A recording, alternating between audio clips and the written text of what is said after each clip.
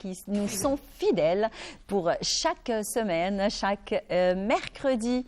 Eh bien, ça va être de haut rang. Eh bien, bonjour à vous, chers amis de Bonjour d'Algérie. Très heureuse de vous servir jusqu'à 10 heures. Eh bien, en ce jour du 29 novembre, alors on prévoit un peu de pluie. Alhamdoulilah ya Rabbi. Alors, touhachnaha, franchement, touhachna avec la pluie, le froid. Donc, c'est la saison de toutes les façons. On est le 29 novembre, le 16 novembre. Je me pose la question pourquoi je suis pressée pour que novembre puisse passer. Donc, je suis en compagnie de notre conseillère juridique comme d'accoutumé, Maître Saber Djamila. Bonjour. Bonjour Imen. Ça y est, maintenant vous faites partie de l'émission, carrément. Vous n'êtes plus l'invité. Ça va? Ça va, alhamdoulilah. Vous allez bien? Ça va. C'est toujours un plaisir de vous rencontrer chaque mercredi. Vous êtes la fidèle au rendez-vous. C'est un plaisir partagé. Et ne dit-on, et on s'est habitué quand même, on s'est habitué aux téléspectateurs. Effectivement. Parce qu'on a envie de leur faire plaisir, de leur apprendre beaucoup de choses. De lui faire un petit coucou. Oui, c'est certain. Salut tout le monde. Et on les remercie parce qu'ils nous l'auront très bien, parce qu'ils nous envoient des messages de félicitations qu'ils ont aimé. Là vraiment, c'est un plus dans notre cursus. Ça nous encourage. Oui, énormément. Ça nous de faire plus. Très bien. Alors, en cette matinée, il y a eu quand même, on a pu concocter, on va dire, un programme un petit peu variés.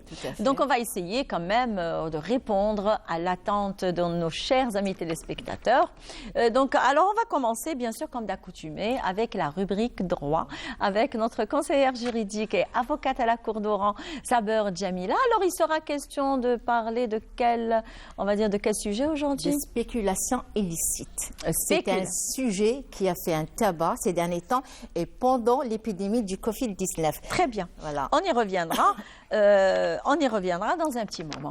Alors bien sûr, aujourd'hui, d'ailleurs, cette semaine, on a vécu un événement qui a marqué la semaine et qui marque le mois de novembre. C'est la journée internationale du diabète qui correspond au 14 novembre.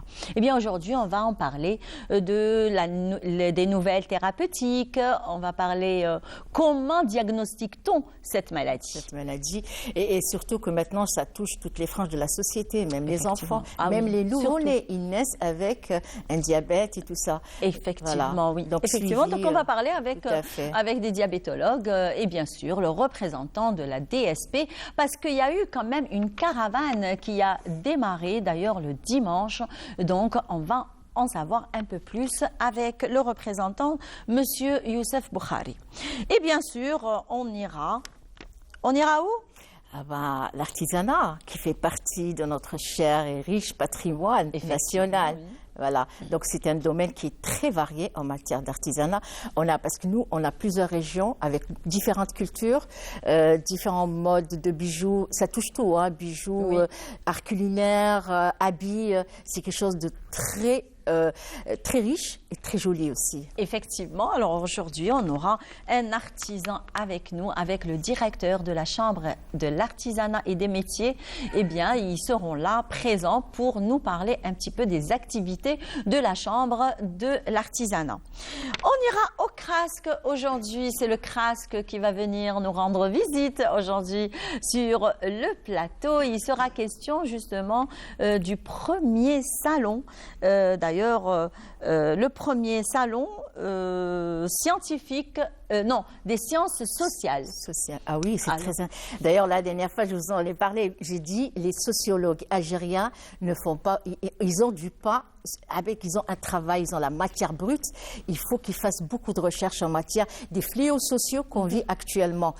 Voilà. D'ailleurs, ils vont être ici avec nous pour nous parler de ce premier salon scientifique, on va dire, est très intéressant parce qu'il abrite beaucoup d'étrangers. Donc, on laissera la parole aux représentants du CRASC et aux organisateurs du salon.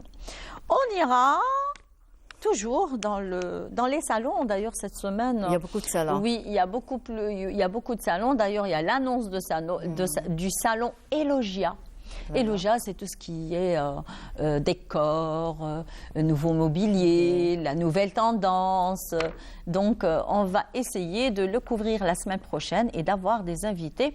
Mais aujourd'hui, il y aura le représentant, d'ailleurs l'organisateur du salon qui sera avec nous pour nous parler un petit peu de cette 9e édition. Ben oui, ça fait la 9e édition. Vont parler, je pense qu'il y aura aussi ça va être question d'objets d'antiquité aussi.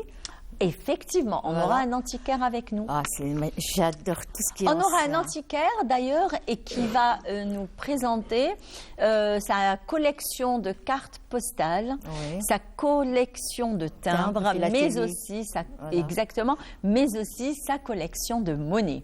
Donc on va le découvrir tout à l'heure. Ça me rappelle le petit Doro là trouvé au milieu qu'on avait il y a très longtemps. Moi j'en ai un. Ah, moi aussi j'en ai à la maison. D'ailleurs j'en ai dans une boîte.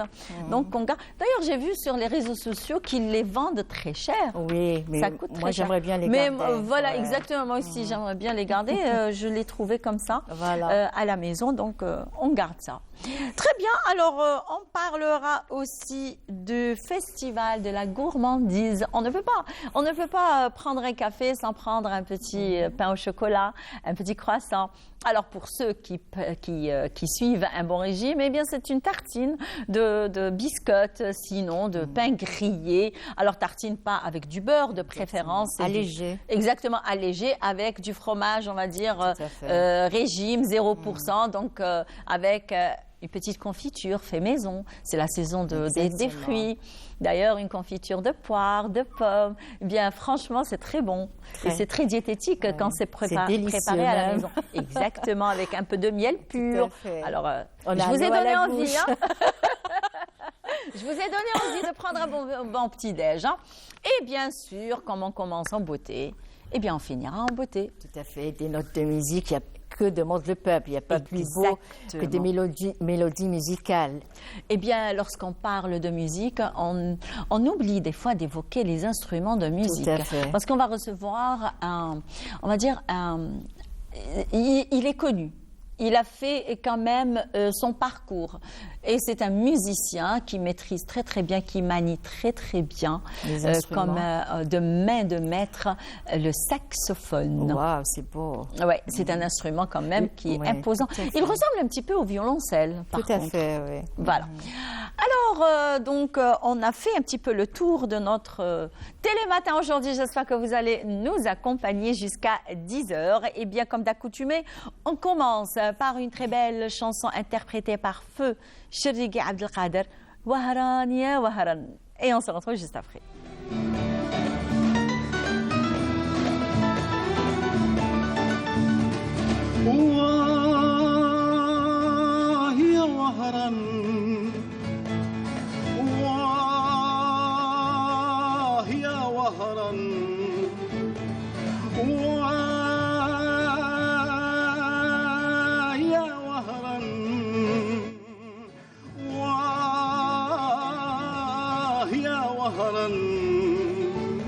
أنتي عز شبابي ورجايا أنتي يا نور عيني وهوايا وهكذا نبغيك وهكذا نبغيك هكذا نبغيك يا وهرن هكذا نبغيك هكذا نبغيك وهكذا نبغيك هكذا نبغيك يا وهرن هكذا نبغيك وهرن وهرن عز شبابي ورجايا وهرن وهرن يا نور عيني وهوايا وهرن وهرن عز شبابي ورجايا وهرن وهرن يا نور عيني وهوايا هكذا نبغيك وشحال نبغيك سيدي سيدي الهواري وسيدي بلال عليكم نغني واه يا ولد بلادي اخطف عقلي سين الوراني سيدي سيدي الهواري وسيدي بلال عليكم نغني واه يا ولد بلادي اخطف عقلي عقلي زين الوراني وهرن وهرن عز الشبابي ورجايا وهرن وهرن يا نور عيني وهوايا وهرن وهرن عز شبابي ورجايا وهرن وهرن يا نور عيني وهوايا أوه شحال نبغيك أوه يا وشحال نبغيك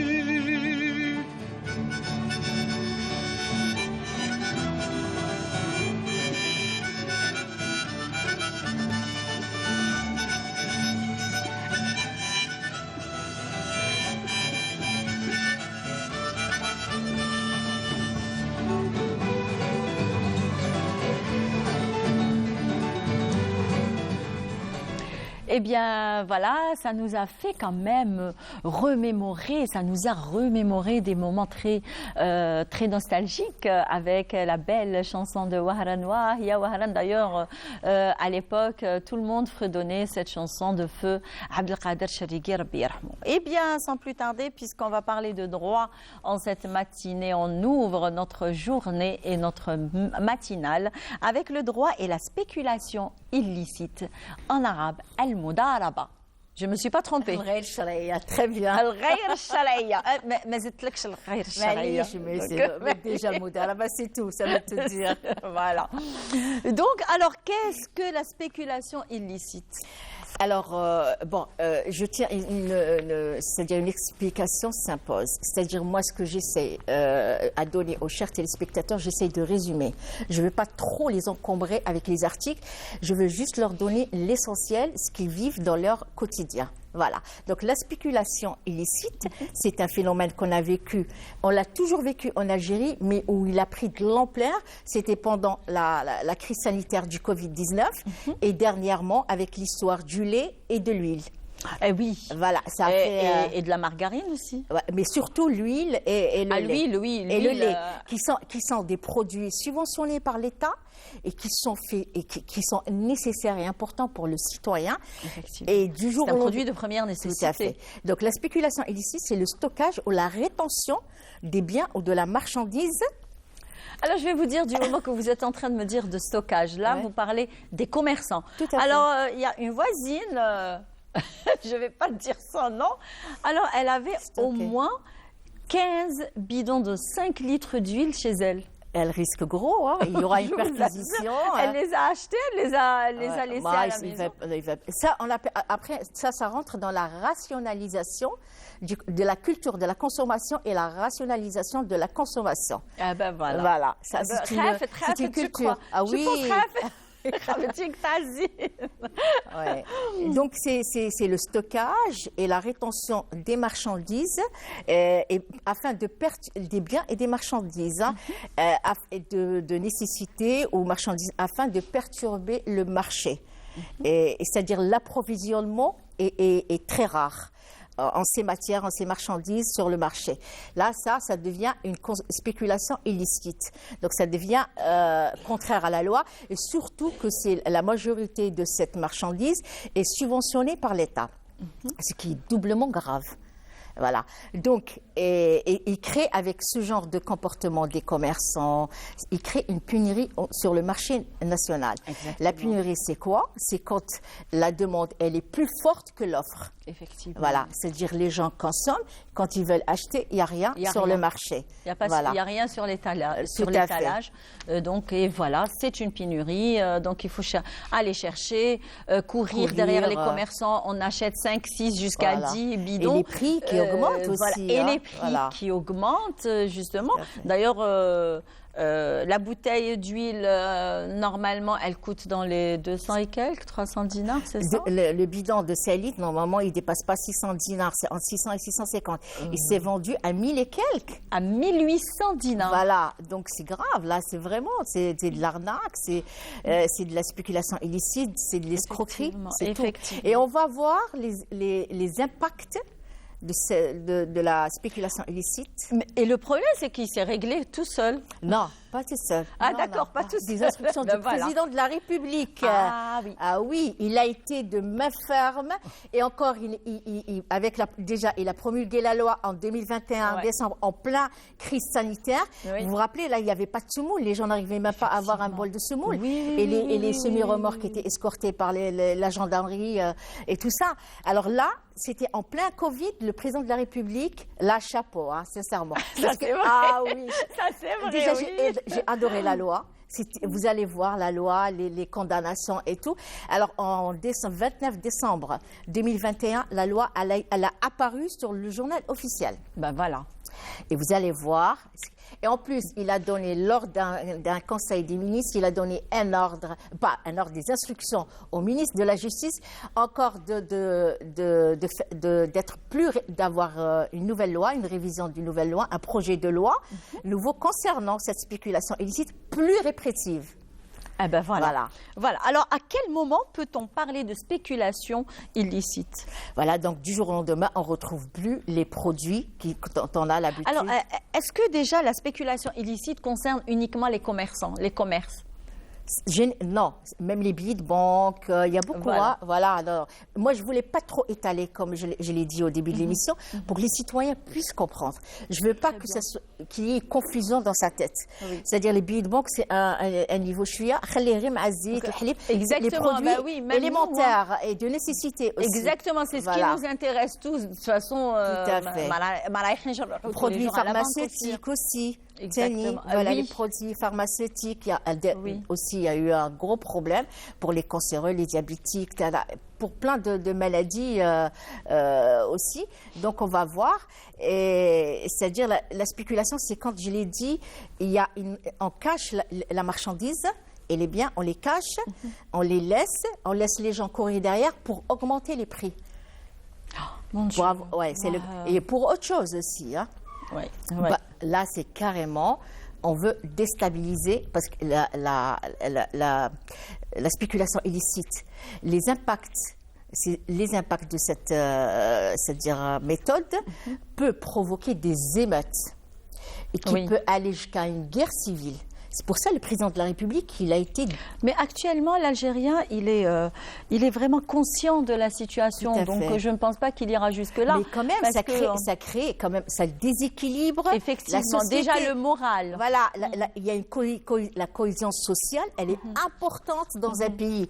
Et ce genre de problème crée un certain déséquilibre. Donc, et quelles sont les répercussions du délit de spéculation illicite sur le commerce? Alors, la perturbation du marché, l'augmentation des prix aussi, et la rareté des produits aussi. Hein. Donc, voilà, la rareté des produits. Vous vous rendez compte, vous allez acheter un médicament, vous allez acheter du lait, de l'huile, de la pomme de terre. Les Algériens, c'est important, c'est des produits élémentaires et essentiels pour les Algériens. De base. Voilà.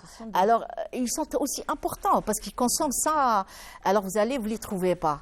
Ouais. Et les gens ne peuvent plus travailler, doivent courir à droite et à gauche pour les trouver. Donc ça, une répercussion. Ça touche la cohésion sociale, et ça crée un déséquilibre du marché aussi, et ça touche la sécurité du pays. Effectivement. La sécurité du pays, c'est très important. Alors, et quelles sont les lois de lutte contre la spéculation illicite? On y arrive. On arrive au point le plus essentiel du sujet d'ailleurs. Voilà. Donc c'est la loi 29 du 29 décembre de 2021. C'était, comme je viens de dire, elle a été promulguée donc en pleine crise sanitaire du Covid, parce qu'il y a eu le problème de la semoule et pas mal d'objets, de première nécessité aussi. Donc, alors, la loi est très sévère. Très sévère, c'est-à-dire moi je déconseille à toute personne qui a l'idée en tête de spéculer illicitement pour un gain, pour avoir plus d'argent, parce que ça va vous bousiller la vie. Il vaut mieux être correct. Tout à fait. Voilà, être correct, pourquoi pas. Non, normal, être commerçant, approvisionnement normal, vous vendez normal et tout ça. Alors, qu'est-ce qui se passe? Alors, les sanctions. Les sanctions, donc la première sanction, c'est de 3 ans à 10 ans. Quand c'est une spéculation ici, simple. Voilà, plus une à 3 à 10 ans. 3 à 10 ans. Alors, mais là, ce qui les casse vraiment, c'est les amendes. Et voilà. Ce qu'on appelle en arabe, al-gharama. elle varie de à? Alors, quand c'est de 3 ans à 10 ans, c'est simple. C'est de 1 million à 2 millions de dinars. Oula! Oui. Et ce que les gens ne savent pas, parce qu'on fera un numéro sur ça, l'amende, elle va au trésor public. Ben oui. Et s'il ne paye pas l'amende, il va la faire, ce qu'on appelle la contrainte par corps. Il va la faire en jour de prison. Ah d'accord, elle est comptabilisée. 1 million de dinars, il est comptabilisé. Je sais pas, combien c'est de le jours- juge combien- d'application des peines. Combien de jours de prison? C'est le juge d'application des peines qui va. Mais non, mais ça peut aller plus d'une année, 2 ans. Ouh là Voilà, là. ça, c'est Alors imaginez-vous, chers Sans amis les dommages et intérêts. commerçants. Voilà. Alors la spéculation est très grave. Donc vous allez faire au moins 1 ou 2 années de prison. C'est ce qu'on perd. Et plus, vous allez perdre tout ça de votre vie, donc il vaut mieux ne rien faire. Alors- il vaut mieux rester correct. Oui, ça c'est quand c'est vraiment simple, c'est des petites quantités. Mais après, il y a. Ah, quand c'est des petites Oui, quantités. c'est de 3 ans à 10 ans, plus une amende de 1 million à 2 millions de dinars. Vous vous rendez compte? Quand quelqu'un, voilà, on lui. bah oui. En plus, après, je vais donner les conséquences de chaque sanction. Ensuite, il y a de 10 ans à 20 ans. D'accord. Alors, quand il s'agit de denrées alimentaires, de céréales et dérivés, de légumes secs, c'est spécifié à titre exhaustif, l'article 13, je pense, de cette loi.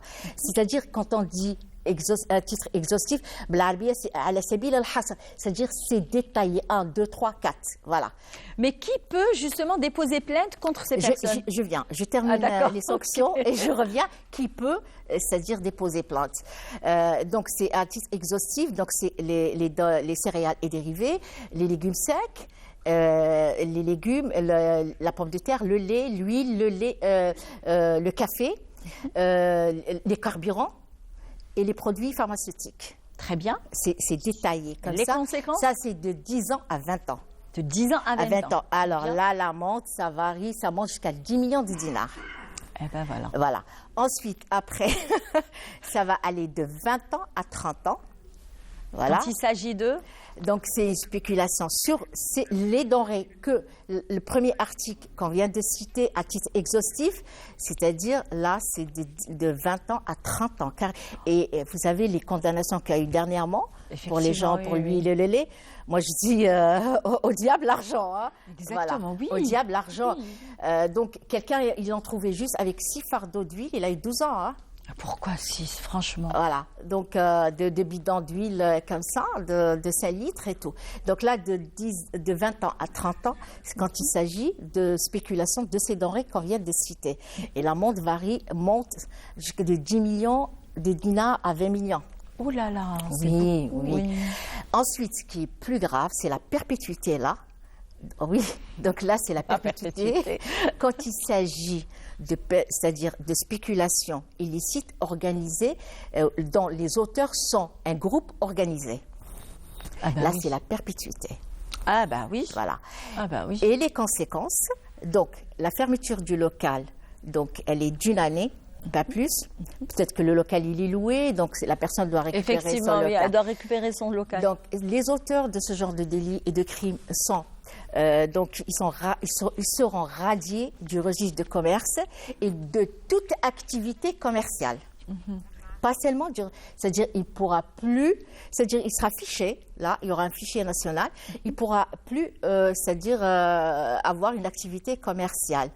Ensuite, ils seront affichés, c'est-à-dire sur des journaux et tout ça, la condamnation sera affichée. Ah ben voilà. Monsieur tel, fils de et de, a été condamné pour la... Comme dirait l'oranaise, Hel Keshfa. Voilà. D'ailleurs, nos grands-mères le disent et le répètent souvent. D'ailleurs, Donc, il y aura, nonobstant les articles 47 et voilà, 47 et 48 pour les perquisitions. Donc, les perquisitions se font de jour et de nuit. Ah, à n'importe quel À moment. n'importe quel, même dans les locaux d'habitation. D'ailleurs, on avait parlé de perquisition. D'ailleurs, il y avait un certain horaire. Tout je à crois. fait. Mais là, elle se fait sur ordre du procureur de la République et du juge d'instruction. Et pour nonobstant aussi l'article 51 et 65 pour la garde à vue. La garde à vue, elle peut être prolongée sur ordre écrit du procureur de la République jusqu'à 2 fois. C'est-à-dire quand c'est un groupe organisé pour faire des enquêtes qui est derrière et tout ça. Voilà. Donc, revenons à qui peut déposer plainte. La loi, elle a insisté sur la participation de la société civile, donc l'association pour la protection du consommateur. Elle peut même se constituer partie civile. Le citoyen, tout simplement lésé.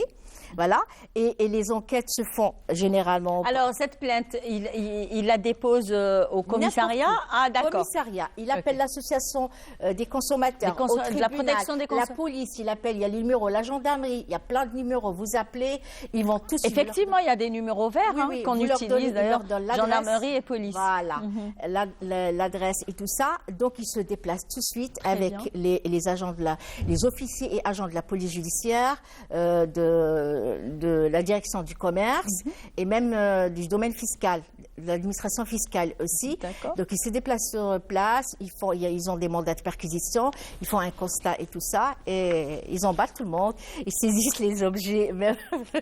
Ben oui, oui, c'est ça. Voilà. Donc, C'est ça.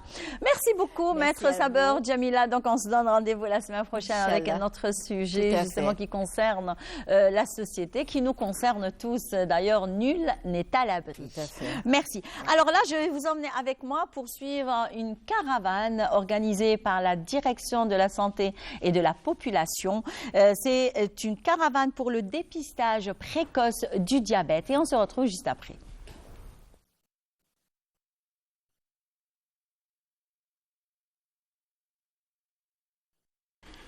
Sensibiliser les gens sur l'importance de la bonne hygiène de vie et surtout anticiper les maladies. C'est le but de la caravane médicale lancée cette semaine à Oran dans le but de dépister et informer sur les dangers du diabète.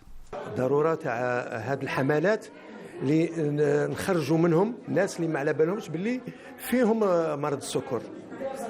ما سي سا لو رول دو ديبيستاج. هذه الحمله هذه درناها خصوصا الناس اللي ما على بالهمش.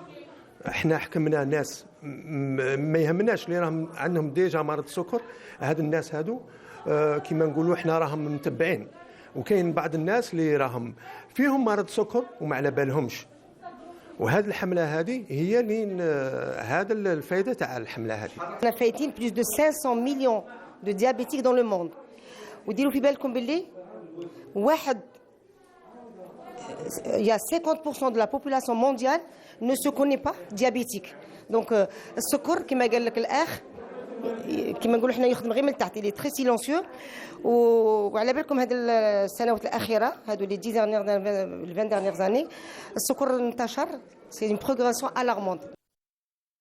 Réalisé par un test de glycémie, en cas de positivité, il se substitue au premier test du diagnostic. Un nouveau contact avec le médecin doit être réalisé et conduire à la prescription d'un traitement en attendant une série d'analyses plus approfondies.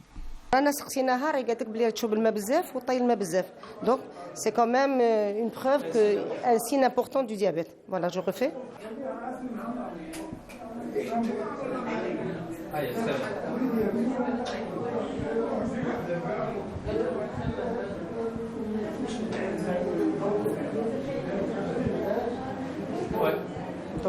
السكر هكايا جرام 95. السكر براه مأكد باللي راه فيك مرض السكر، خاطر خطرتين درناه وصبناه طالع خطرتين. دونك هنا نأكدوا باللي فيك السكر. بون ماشي حاجه واعره ولا مي ماذا بينا تسجلي هنايا مع الطبيب ونتبعوك، ومن بعد تولي تروحي لا كونسلطاسيون سبيسياليزي تاع مرض السكر. مبادرة مليحة تعاون اللي ما يفيقش بروحها باللي فيه السكر. ديجا انايا ما عرفتش روحي، كون ما جيتش انايا ما نعرفش نقعد. وانتم تتمناو يعني باش نتمنى هذه تكون دائما كما هكا كاين. هذه بلا ما يقولوا لنا نورمالمون الانسان يروح ديما يدير فحص على صوالحه مالغري ما راهش مريض. ما تنصح الناس باش ماذا بينا ننصحوا الناس. الانسان ماشي قال باسكو كان يجي فيهم ما على بالاش. يقص ديما من العام على الاقل يروح يدير بيلون جينيرال ولا ويشوف روحه. دي حاجه مليحه. La caravane médicale initiée par la direction de la santé d'Oran poursuivra son périple dans les communes de la wilaya tout au long de ce mois. En pleine expansion. Effectivement, oui. Ben voilà, comme moi j'ai toujours cette manie de parler du diabète. Les chiffres ils sont là, ils sont annoncés par l'OMS et c'est afférent et c'est alarmant en même temps. Oui, oui. Avec les statistiques dans la dernière enquête. Très bien, nous sommes en direct en fait. Voilà. Eh bien, voilà sujet signé Salim Skandar d'ailleurs sur la caravane lancée par la direction de la santé de la population. Eh bien, nous avons avec nous Dr Youssef Boukhari qui va nous parler justement du lancement de la caravane du dépistage précoce contre le diabète. Et bien sûr, nous avons avec nous, c'est toujours un plaisir de la recevoir sur le plateau de Bonjour d'Algérie. C'est Dr Leïla Mimoun, diabétologue, bonjour, interniste, voilà. Bonjour Imen. Ça va? Vous allez bien? C'est toujours un plaisir. Hein. C'est réciproque. Et c'est très bon pour le moral pour nous quand on reçoit un médecin qui affiche le sourire déjà. On se dit tiens, voilà, c'est pas très grave, hein. Heureusement d'ailleurs. Alors, vous n'êtes pas seul puisque vous êtes accompagné du docteur Ben Ali Ben Ousmane. Alors, vous aussi, vous êtes interniste, vous êtes diabétologue aussi. Et bien sûr, vous êtes en train de préparer un événement qui va commencer, qui va démarrer demain. Mais avant cela, nous allons parler de la caravane qui a été lancée justement le dimanche matin. Donc, est-ce que vous pouvez nous en dire un peu plus? Donc, bonjour Imen. Merci de m'avoir invité dans votre émission. Merci à vous. Donc, concernant la caravane qui a sillonné un petit peu les zones d'ombre de la wilaya d'Oran, les quartiers un petit peu défavorisés parce que où il y a un désert de médecins spécialistes dans ces zones, la direction de la santé de la wilaya d'Oran a opté pour cette année-là pour diriger cette caravane vers ces zones. Aujourd'hui, c'est le troisième jour. Le premier jour, on a fait le côté de la commune de Hassi Bounif, où on avait hier et avant-hier, on a dépisté plus de 433 personnes. Qui ne savaient pas qu'ils étaient diabétiques. 433 personnes. On a trouvé 43 personnes qui avaient une glycémie supérieure à 2 grammes. Ouh là là. Donc ça fait 8,41% de cette population, elle est diabétique. Et 37 personnes entre 1,30 g et 1,90 g. Ça veut dire c'est diabétique, c'est diabétique. Non, ils n'étaient pas. D'ailleurs, nous allons revenir. Donc ils n'étaient pas à jeun. Donc 1,30 g et 1,90 g, c'est des personnes qu'on va les revoir. Donc on a donné des rendez-vous pour les. On va encore leur dépister à jeun. Mais malheureusement, le diabète, il a une ampleur très importante en Algérie. Je pense que c'est la première maladie chronique qui touche la population algérienne. La dernière enquête nationale en 2018 ou 2019, donc elle a donné plus de 14% de la population algérienne qui est diabétique. Ah ben voilà. Donc c'est très important, surtout le diabète et l'hypertension. Et le tabagisme, qui est aussi une première cause de mortalité en Algérie. Oui. Donc le diabète c'est une maladie chronique silencieuse. Donc, sournoise. Oui, absolument. Donc les complications du diabète sont très importantes. Donc, je laisse aux professionnels de santé qui vont vous parler de cette pathologie parce que à Oran, c'est-à-dire surtout au milieu de santé scolaire, on trouve des cas de diabète type 2. Juvénile. Oui, juvénile. Donc, diabète entre 12 et 16 ans. Oui. Donc ce diabète-là, il est en relation avec l'alimentation. Effectivement, d'obésité aussi. Oui. Il y a des enfants quand même qui sont qui ont un IMC qui est très élevé et puis les parents ne se rendent pas compte. Des fois, ils se disent alors que c'est pas ça du tout. Donc l'évolution de la maladie. Exactement. Comme vous l'avez si bien dit, c'est une maladie qui est très évolutive, silencieuse, sournoise. Donc le diabète n'attend pas. Effectivement. Nous aussi, on ne doit pas attendre. Il faut surtout saluer l'hygiène scolaire. Oui. Parce que ces médecins-là, ils font un travail formidable. Oui. Ils dépistent les enfants, c'est-à-dire au plus jeune âge. Et plus la découverte du diabète est précoce, mieux est la prise en charge. Exactement. C'est ce qu'on appelle le dépistage précoce. Effectivement, voilà. C'est très important parce que c'est quoi le diagnostic précoce? C'est de détecter ce qu'on appelle le prédiabète.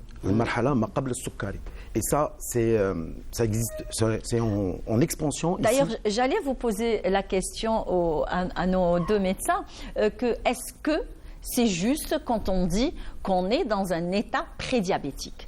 Est-ce que c'est juste? Parce que soit on est diabétique, soit on ne l'est pas. Si, ça existe cet état. Ça existe là. Ce qu'on appelle le prédiabète, et il est muntashar ou fi tazayud kabir. Il est en expansion. Il y a une société savante qu'on appelle American Diabetes Association qui a fait une étude là-dessus et qui a trouvé plus de 30% de la population mondiale qui souffrent et qui sont atteints de ce prédiabète. Malheureusement, le diagnostic il est tardif et il passe directement. Ces patients diabétiques, prédiabétiques, passeront et feront un diabète, ce qu'on appelle le diabète type 2. Oui. C'est ça. Alors, qu'est-ce que le diabète, justement, type 2? Alors, le diabète type 2, en fait, pourquoi type 2? Parce que, oui. Déjà, on ne va pas uniquement parler du diabète type 2. Oui. Voilà. On va parler du diabète type 1, type 2 et gestationnaire. Alors, le diabète type 2, pourquoi il est appelé type 2? Parce que dans l'histoire du diabète, on avait découvert d'abord le diabète à l'insuline, le diabète type 1. En 1923, il a été découvert, l'insuline a été découverte et mise sur le marché. Du coup, donc, on parle de diabète type 1. Dans les années 50, il s'est arrivé ce qu'on appelle la metformine, communément le glucophage. Et de là, on a dit, là, c'est le diabète type 2. Alors, le type 1, il dépend de l'insuline. Le patient ne peut pas vivre sans insuline. À quel moment on peut parler de type 1? Donc, le type 1, sujet jeune qui fait de l'acétone dans les urines, on fait donc l'amaigrissement important, là, il mange beaucoup, il boit beaucoup, et surtout les corps cétoniques, c'est-à-dire que le pancréas ne fonctionne plus. Il lui faut des injections. Dans le diabète type 2, c'est l'insulino-résistance, c'est-à-dire que le patient, il a de l'insuline dans son corps, mais elle résiste. Elle résiste à quoi? À l'obésité, notamment l'obésité viscérale, surtout le ventre, au niveau du ventre. C'est ce qu'on appelle l'obésité viscérale. L'insuline, elle existe, et même en forte quantité chez l'individu, mais elle bute. Elle ne trouve pas le moyen de pénétrer dans l'organisme. C'est ce qu'on appelle l'insuline-résistance. Voilà. Donc, c'est le type 2, c'est l'insuline. Maintenant, le diabète gestationnel, c'est quoi? Alors, le diabète gestationnel, la femme n'est pas diabétique. Et lorsqu'elle tombe enceinte, soit au premier, deuxième ou troisième trimestre, elle développe un diabète. Durant la grossesse. On parle de diabète gestationnel lorsque le chiffre atteint 0,95. À partir de 0,95, on parle de diabète gestationnel âgeux, je parle. Et en postprandial, lorsqu'elle mange, elle ne doit pas dépasser 1,20 g. Donc les chiffres sont très bas chez la femme enceinte, parce qu'il y a des hormones de la grossesse qui font qu'ils supportent mal le sucre et peuvent tuer le bébé. C'est pour ça qu'on demande, les gynécologues le savent, nous le savons, nous travaillons toujours en collaboration avec les gynécologues pour éviter ce qu'on appelle la macrosomie, le gros bébé, les complications de l'accouchement, etc. etc. Donc, alors, pourquoi gestationnel? Parce qu'après l'accouchement, le diabète disparaît. Oui, elle n'est plus diabétique. Mais ça, c'est un cas de prédiabète. C'est des malades qu'il faudra toujours surveiller et leur faire des analyses pour dépister où on attend chez elles l'arrivée du diabète. Justement, alors, puisque vous êtes en train de nous parler de la surveillance, surtout de ces personnes exactement, donc vous êtes en train de préparer justement un événement qui va commencer demain. Inch'Allah. Alors, est-ce que vous pouvez nous en parler un peu plus et nous en dire un peu plus? Alors, donc, c'est la 7e édition. C'est une association qu'on a créée depuis 2014. Donc, on a pu jumeler 3 spécialités. Les internistes, les endocrinos et les cardiologues. Ce n'était pas évident, mais quand même, on a pu jumeler Justement, ces trois spécialités. Les rassembler les trois. Et c'est unique. C'est unique en Algérie. C'est une première qui a été créée en 2014. Nous, actuellement, on est à la 7e édition de notre rencontre cardio-métabolique. Donc, c'est une association des médecins spécialistes libéraux de la l'AUA d'Oran pour la lutte et la prévention contre le diabète et les maladies cardiovasculaires. D'ailleurs, c'est la 7e édition du congrès international qui va commencer demain et qui va s'étaler pendant 2 jours, le 17 et le 18 novembre. Le 17 et le 18. Alors, on a fait un programme qui est très très riche. On va parler un peu sur toutes les maladies cardiovasculaires, le diabète, l'hypertension, l'obésité. C'est un sujet de thème et qui seront animés par des éminents conférenciers qui vont présenter partout du pays et même des professeurs qui vont venir à l'étranger. On a nos amis étrangers français, libanais et bien sûr les Tunisiens qui vont présenter des thématiques de pointe d'actualité sur tous les domaines cardio-métaboliques. Animer des ateliers pour des médecins, par exemple sur les problèmes de l'hypertension, sur les dyslipidémies, le cholestérol, etc. Et ça permettra aux médecins de mieux gérer et de mieux comprendre et de mieux prendre en charge le diabétique. Le diabétique. Ouais. Très bien. Alors, et là, je reviens, bien sûr, quand on parle des symptômes, etc. Donc, ça, on le voit. Il y a une certaine sensibilisation de l'État. D'ailleurs, on voit des spots publicitaires, on voit on n'arrête pas de parler.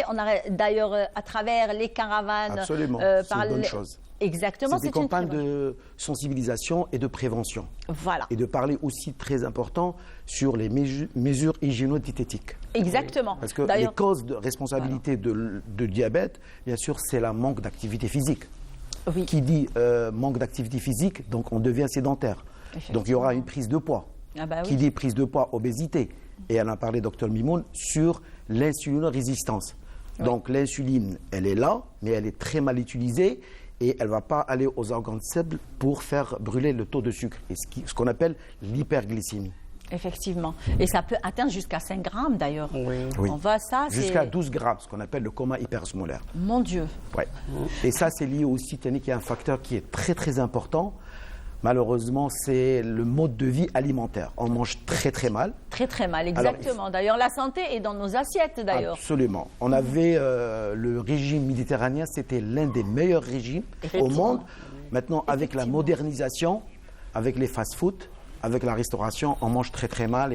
Effectivement, effectivement. Et là, d'ailleurs, on doit aborder un point qui est très très important.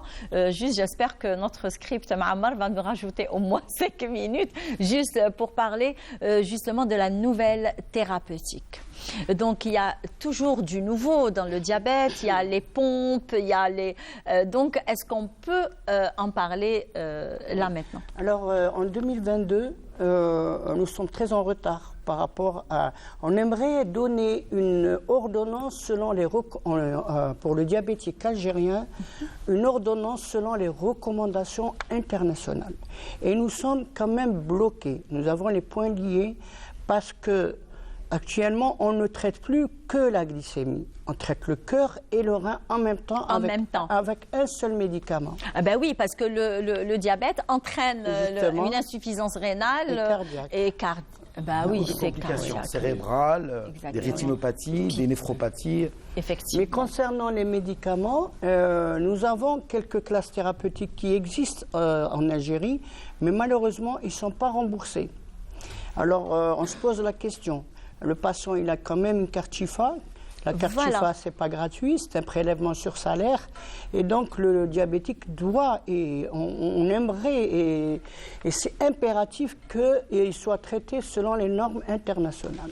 Justement, d'ailleurs, il faut justement souligner un point qui est très important. D'ailleurs, hier, on m'a envoyé un message parce qu'ils ont su qu'on allait aborder ce sujet précisément aujourd'hui.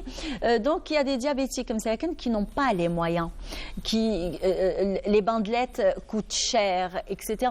Et puis, dans des, on va dire, ils sont obligés de surveiller leur glycémie 6, 7, voire 10 fois par jour pour bien suivre leur maladie. Pour avoir une meilleure prise en charge Exactement. de nos patients diabétiques. Et ça, c'est le plus important, c'est la surveillance. Voilà. Pour éviter l'évolution vers des complications. Que parfois, malheureusement, elles sont dramatiques, voire graves. Voilà. Donc, cette surveillance nécessite une autosurveillance glycémique. Ça, c'est très important. Vous avez parlé sur les bandelettes. L'autosurveillance glycémique, c'est très important. Parfois, on a beaucoup de patients diabétiques. D'ailleurs, ils ont diminué le nombre de boîtes de bandelettes. Là, voilà. J'y arrive. Dans le diabète type 2, il y a une bandelette par trimestre, en sachant que la boîte, elle contient 50 bandelettes. Donc, ça ne suffira jamais. Impossible. 50 bandelettes dans D'autre part, et ça, c'est les commissions qui font les remboursements qui ont exigé à ce que le patient type 2 soit n'ait le bénéfice que d'une seule boîte. Par exemple, si on arrive à Ramadan, voilà. C'est le moment où le type 2, comme le type 1, bon, le type 1, il est quand même largement remboursé. Le type 2, il n'est pas bien remboursé parce que pendant la période de Ramadan, les malades s'auto-surveillent parce qu'ils doivent jeûner. Et le jeûne, effectivement, demande plus d'autosurveillance. Oui. Et les pauvres, il y en a qui n'ont pas les moyens pour aller acheter d'autres boîtes de bandelettes. Ça, c'est une situation.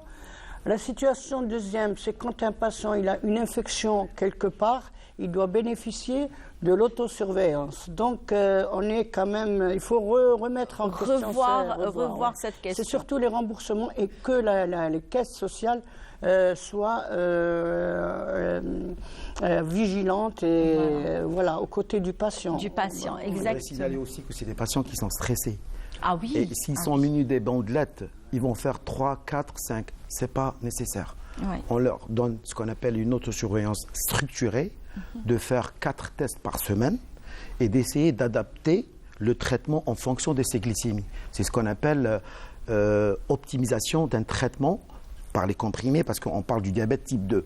Maintenant, pour le diabète type 2 sous insuline, qui nécessite l'insuline, parce qu'il était sous comprimé et on n'arrive pas à l'équilibrer. Il a des glycémies qui sont très élevées à 3 grammes, 4 grammes, et là, c'est le passage à l'insuline. C'est des malades, il faudrait bien l'expliquer, il faudrait les séances d'éducation thérapeutique personnalisées pour qu'ils adhèrent mieux. Il y a quelques années, on avait des difficultés à les mettre sous insuline. Actuellement, ils adhèrent mieux au traitement. Ils le savent. À l'époque, ils avaient reçu une idée, le fait de faire l'insuline, on va passer à la dialyse, on va passer des amputations parce que mon cousin... Oui, donc pour maintenant, eux, c'est le rôle du médecin. C'est la mort, c'est la fin. Absolument. Alors voilà. que non. Donc il faut leur expliquer que c'est une évolution de la maladie. Ce n'est pas une fatalité. Effectivement. Et que l'insuline, c'est une option thérapeutique. Ce n'est pas le fait que vous êtes en phase finale. On apprend à vivre avec notre maladie. Et les malades adhèrent mieux et ils changent de mentalité et ils acceptent plus facilement. Il y a quelques années, c'était vraiment très difficile que le patient accepte de faire l'insuline parce que pour lui, c'était une fatalité. Pour lui, c'est la fin du monde. Ça y est, le diabète, c'est bon. Très terminal de la maladie. Mais actuellement, Dieu merci, on a des insulines très modernes, très analogues par rapport aux insulines il y a quelques années et on arrive à mieux équilibrer et à obtenir des objectifs glycémiques pour chaque type de patient. Très bien. Donc, on arrive à la fin de notre petite rencontre, on va dire. Et c'est toujours un plaisir que de vous recevoir sur le plateau. Merci beaucoup, Monsieur Boukhari. C'était un plaisir. Merci, docteur Lila Mimoun. Alors, juste un dernier rappel sur le 7e congrès international ACDM qui va se dérouler à l'hôtel Oran Bay, ex-Sheraton, le 17 et le 18. Très bien. Merci beaucoup et bonne journée, bonne chance, on va dire. Très bien. Alors, on va rester justement, nous, on ne va pas rester toujours diabète. Ben, le diabète, de toute façon, on vit avec et il faut savoir gérer un petit peu sa maladie comme une amie intime qui est avec nous. Et puis, c'est tout. Et le tour est joué.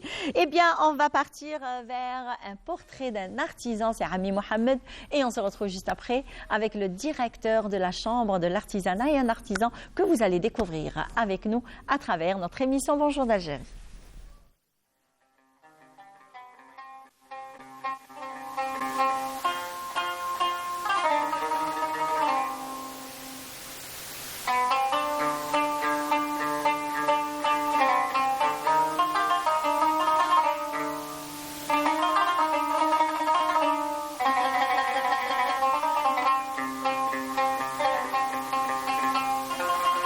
حنايا الحسين محمد، نسكن في حي محمد بوضياف، بلدية حاسبوني، والأصل من غليزان عين طارق.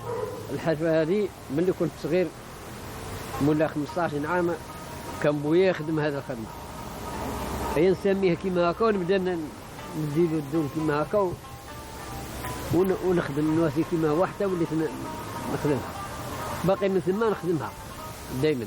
كي نقعد ما نكونش خدام ما نجمعش انا غير هكا، يليق لك نخدم، نبقى نخدم فيها في الدار هكا في الزنقه وين ما نروح نخدم. هي كنت نقعد هنا حدا الحيط وندير الصلاة هذه ونبقى نظهر كيما هكا. ولاو الناس يجيو دوماندوني على الصوالح، كل واحد اش يقول لي. هي حتى وليت نخدمها بزاف دروك ملي ولات بزاف عليا الخدمة ما وليش نقدر نقولهم كاع اللي دومانديني على حاجة الصوالح بزاف، كل واحد يدوماندي. هي وليت نجيب هذه الحلفة والدوم من مين نجيبهم هذه الحلفة؟ من الجبل هكا من جهة ما بين بوفاطيس والعين البيضاء، ومن جبل القحر هكا. انت تروح تجيبهم؟ وانا نروح نجيبهم. ما دروك هذه قفوة مولاها مدموندينا كيما كان نورمالمون القفوة ما تجيش كيما هكا، صعب تجي كيما هكا وتجي دايرة حتى تعلى هنايا باش يديروا فيها كسرة خبز، يديروها هكا قفوة دايرة كبيرة. وهذاك راه وين مني هي الكسكاس والله ما تشوف الصباح. الو دير الكسكاس وش دير ثاني؟ طموقة هذا أمينا نتاع كسرة، كان بالحلفة والدوم، وهذا أمينا بالحلفة والبلاستيك. كل واحد اش يبغي واش يدوم عنده.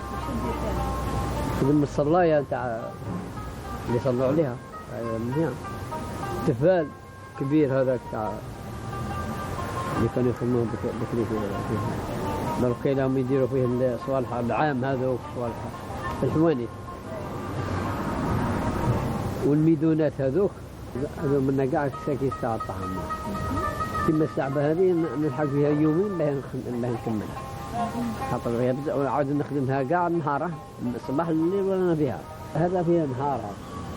الجوارين هنايا ما قبلونيش نروح، الجوارين هنايا كاع كل ما شاء الله. هذا الغاشي هنايا الصغير في الكبير، من الليل ما كاش اللي يبغيني ندرك باش نروح منها، ما كاش. نهار اللي ما نكونش هنايا يبداو يسقطوا عليا. لو كان ما كيما هكذا، لو كان نصيب بلاصه نتاع محل وين ندير صوالحي وكل شيء، ثم نبدا نخدم. اللي جانا عينا نتبعوا فيهم باش يتعلموا، باش يتعلم يقول لك انا هذه واش من فايده فيها، نخدم بها انا يومين ما نبيعهاش ب60 عاد. حوس على الدراهم بزاف، حوس يجيب الدراهم، ما حوس شويه يتعلم هذه ولادنا ما بغاوش يتعلموها. هذه الحفله تاع جدودنا شوفي وحنا نتبعوا فيها. شوفي انايا ما رانيش كيما نقولوا ناجح فيها ونفعتني في مصروف ولا حاجه، هي ماناش باغيها تنترك، فهم ما نحوسوش عليها تنترك، رانا نتبعوا فيها هكا. على خاطر لو كان انا نقول ما عنديش الفايده نحبس والاخر يحبس تروح كلش. بصح رانا نتبعوا فيها هكا، مثلا بنادم بصحته ويدمر رانا نمسوا فيها هكا. Eh bien voilà, c'est un portrait d'un artisan. D'ailleurs, notre artisanat, il y a une panoplie justement de différents, on va dire, différents domaines d'artisanat.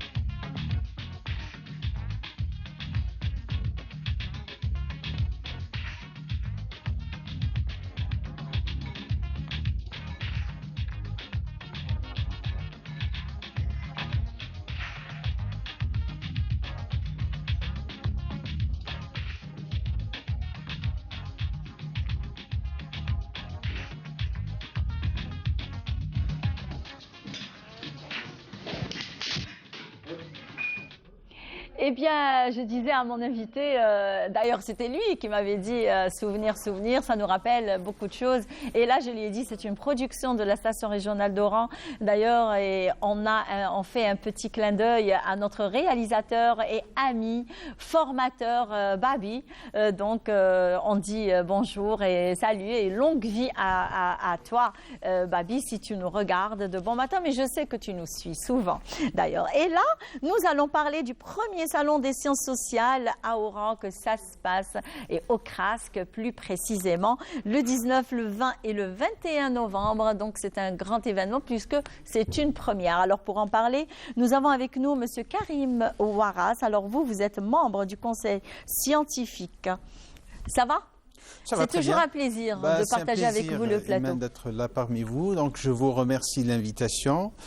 Et évidemment, je vous remercie de l'intérêt que vous portez à ce salon. C'est très, très important de faire connaître ce que fait l'université algérienne et les centres de recherche algériens par rapport à la recherche scientifique. Ça veut dire ici, nous sommes ici pour un peu donner l'information sur ce salon, un grand salon, le premier salon des sciences sociales à Oran. Et pourquoi à Oran? Parce que, vous savez, les sciences sociales ont une place particulière en Algérie, et surtout ici à Oran. Donc il y a eu une production assez conséquente dans ce domaine des sciences sociales. Donc aujourd'hui, on a pensé à organiser ce salon pour faire un peu le point sur ce qui a été fait, ça veut dire sur ce qui va se faire aussi. Ce qui va se faire donc aussi. un petit peu, alors est-ce que vous pouvez nous donner un petit peu le programme de ces 3 journées, surtout qu'il y a quand même de grands noms des sciences sociales qui vont être présents ici ces 3 jours. D'ailleurs, il y aura même des chercheurs éminents qui nous viennent de l'étranger. Tout à fait. Bon, tout d'abord, ce qu'il faudra peut-être souligner, c'est l'idée de ce colloque, l'idée de ce salon, l'initiative du professeur Mohamed Mabtoul. C'est un sociologue, un anthropologue de la santé. Vous l'avez reçu ici, effectivement. Et puis, c'est souligner aussi que c'est un travail collaboratif qui a impliqué, en fait, dans lequel sont impliqués l'Université d'Oran 2, le Centre d'études maghrébines en Algérie, le Centre de recherche en anthropologie sociale et culturelle et l'unité de recherche en anthropologie de la santé. Donc voilà, c'est un peu les institutions qui ont pensé à organiser ce salon. Quant aux participants, le programme, vous l'avez vu, et les danses, donc il y a beaucoup de choses qui vont se faire dans ce salon. Nous avons 3 jours. Dans les 3 jours, donc, on a des plénières en matinée, donc de 8h jusqu'à 10h30, et nous recevons effectivement des invités de marque, des gens qui ont travaillé dans le domaine des sciences sociales, chacun dans leur discipline particulière. Donc des juristes, des économistes, des politologues, des historiens, des anthropologues, des sociologues, sans citer de noms parce qu'ils sont nombreux. Parce qu'ils sont nombreux, voilà, je ne peux pas citer les noms de tout le monde. Et puis, dans chaque journée, il y a 2 panels parallèles. Donc, dans chaque panel, il y a 4 sessions différentes. Donc, c'est vraiment un programme très riche. On va évoquer plusieurs thématiques. Donc, telles que donc, on va intervenir sur les sciences du langage, les langues en Algérie, la place des langues en Algérie, la richesse linguistique de ce pays qui est le nôtre.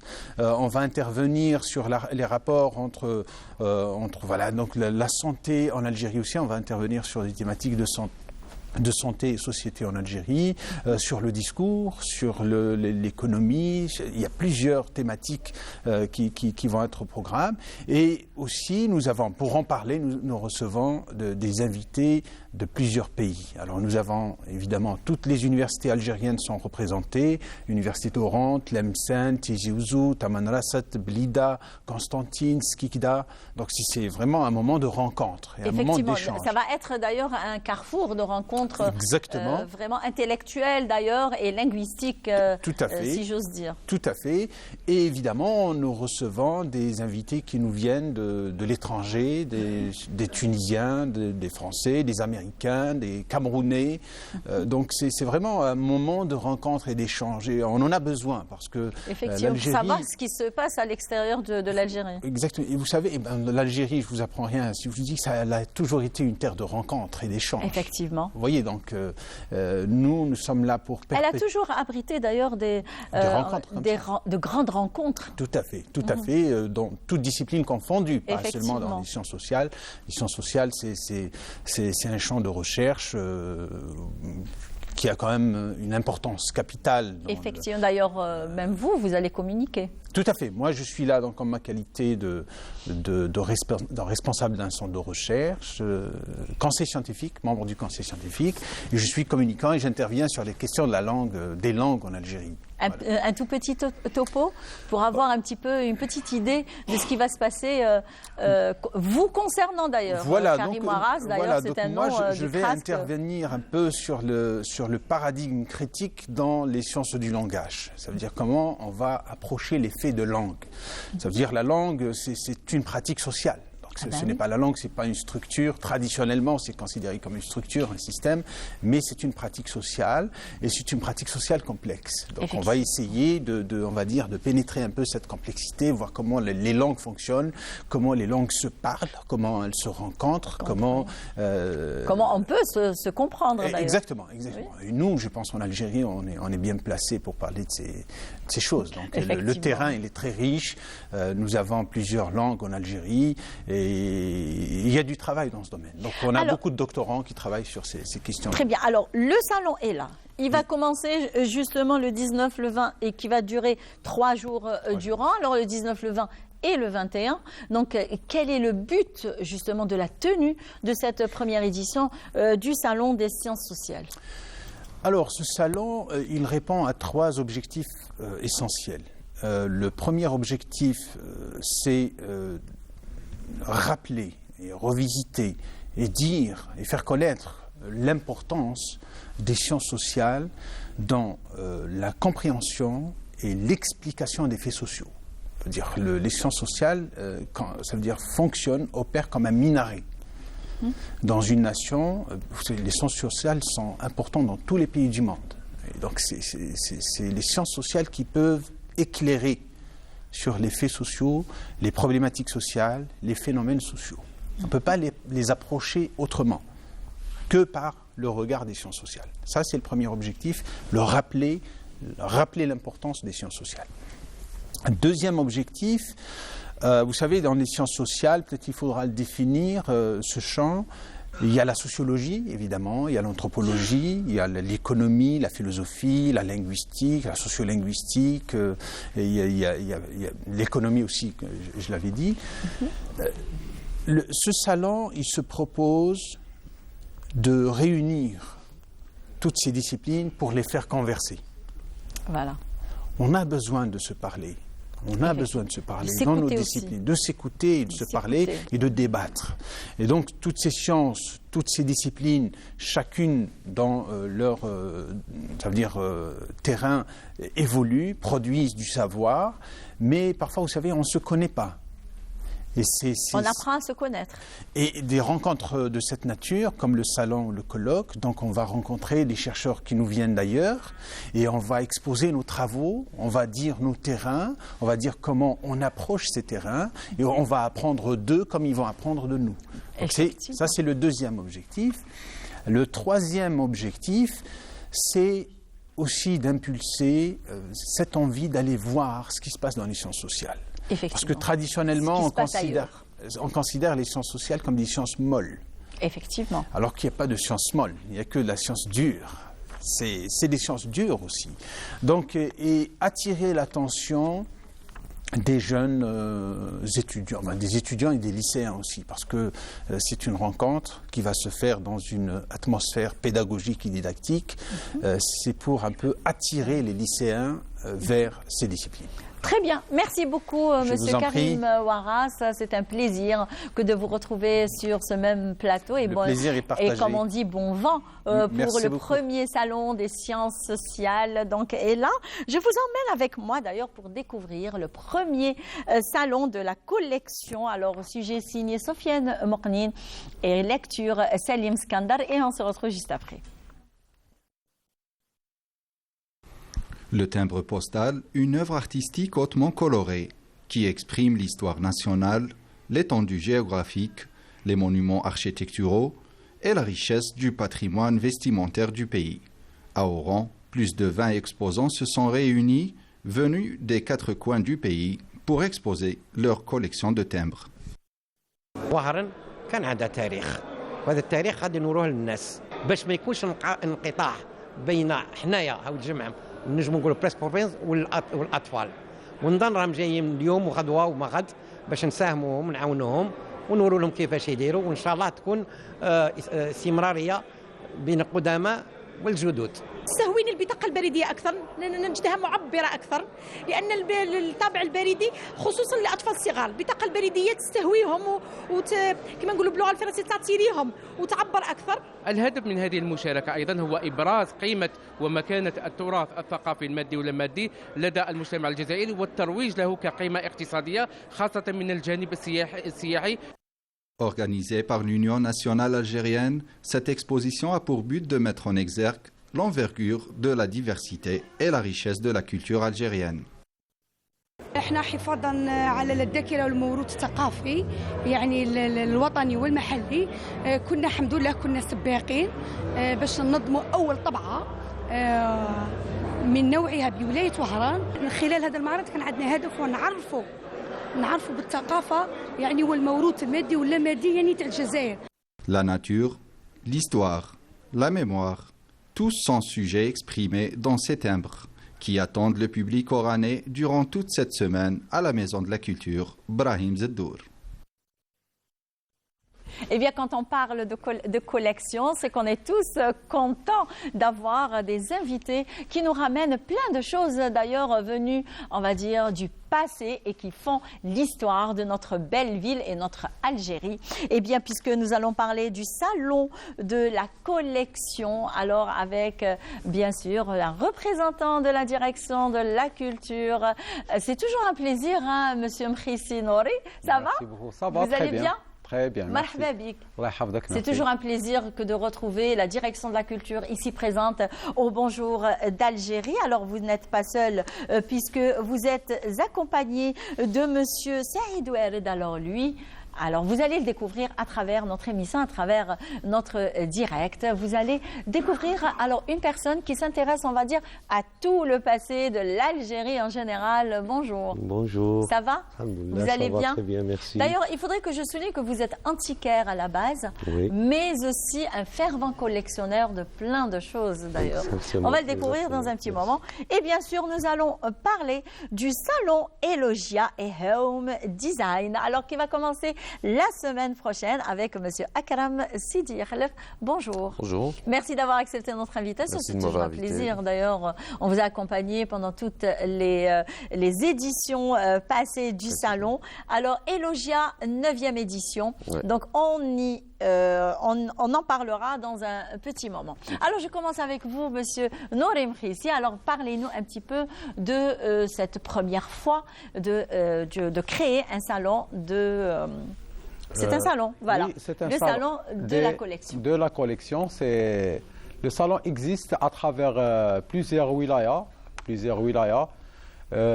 est dans sa 6e ou sa 7e édition. C'est la première fois que les collectionneurs se rassemblent ici, à Oran. L'initiative venait de la société civile. Nous avons accompagné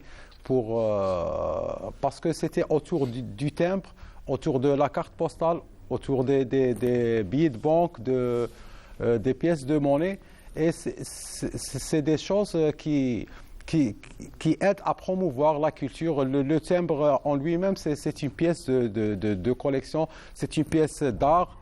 et les visiteurs de ce salon qui est organisé par la Maison de la Culture Zdor Brahim Belqasem et qui a eu lieu à la Maison de la Culture du 12 au 16 novembre actuel. Les visiteurs ont été étonnés par le nombre énorme des pièces de collection et c'était principalement un espace d'échange autour des lois régissant cette activité, autour des possibilités offertes à la jeune génération parce que c'est une activité passionnante. C'est une activité qui doit être partagée et propagée à travers les maisons de culture, les maisons de jeunes. C'était une occasion aussi d'initier les écoliers, les élèves. D'une façon ou d'une autre, on est attiré par le passé, justement. Bien sûr. Les pièces qui ont été exposées, c'était des pièces originales. Il y avait des milliers de cartes postales. C'est des pièces originales. Par exemple, concernant les pièces de monnaie, les représentants du musée national Ahmed Zabana ont fait une rencontre autour des pièces de monnaie de l'émir Abdelkader, des pièces existantes qui peuvent être visitées au musée national Ahmed Zabana. Et parmi les collectionneurs, il y avait d'autres pièces. C'était une occasion de débattre autour de comment exposer tout ça au grand public, comment permettre aux citoyens simples d'accéder à ces collections. Il y avait beaucoup de collectionneurs comme M. Ouret Saïd, qui est un collectionneur. Il y avait combien de participants? Il y avait 22 wilayas participantes. Ah, quand même. Oui, 22 wilayas dans cette première édition qui a eu lieu du 12 au 16 à la Maison de la Culture. Très bien. Donc, est-ce qu'on peut espérer d'une deuxième édition? Inch'Allah, nous avons déjà, nous commençons à voir les grands traits. Les grands traits d'une deuxième édition. Oui, de la deuxième édition. Et c'était en quelque sorte un essai. Un essai, c'est de voir les sujets principaux qui doivent être développés à travers cette première expérience. Qui a réussi. Ça a été une réussite à Oran. Oui, bien sûr. Parce que tout le monde est en train de parler justement de cet événement. D'ailleurs, même surtout les enfants, par contre. Les enfants, ils ont découvert... Surtout les enfants, les collectionneurs. Et nous étions très satisfaits d'accueillir.